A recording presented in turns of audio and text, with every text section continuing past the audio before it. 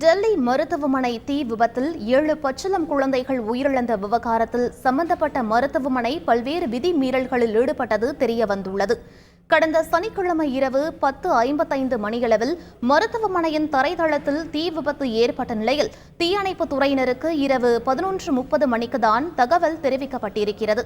அதோடு கைது செய்யப்பட்டுள்ள மருத்துவமனையின் உரிமையாளர் நவீன் கிட்சி சமர்ப்பித்த கட்டிட திட்டத்தின்படி இதுபோன்ற அவசர காலங்களில் கட்டிடத்திலிருந்து வெளியேற 2 வழிகள் இருப்பது தெரியவந்தது. ஆனால் பின்பக்க கதவு இயந்திரங்கள் மற்றும் மருந்து பொருட்களால் கொண்டு பயன்படுத்த முடியாத அளவிற்கு அடைத்து வைக்கப்பட்டிருந்தது. அதோடு வெறும் 5 குழந்தைகளுக்கு மட்டுமே சிகிச்சை அளிக்கக்கூடிய வசதி கொண்ட மருத்துவமனையில் பலமுறை ஒரே சமயத்தில் 20க்கும் மேற்பட்ட குழந்தைகளை அனுமதித்து சிகிச்சை அளித்திருப்பது அம்பலமாகியுள்ளது. மேலும் மருத்துவமனைக்கு வழங்கப்பட்ட உரிமம் மார்ச் 31ஆம் தேதியுடன் காலாவதியாகிவிட்டதும் விசாரணையில் தெரியவந்துள்ளது.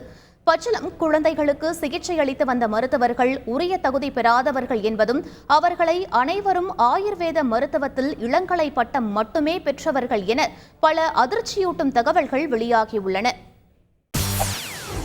செய்திகளை உடனுக்குடன் தெரிந்து கொள்ள உடனே சப்ஸ்கிரைப் பண்ணுங்க.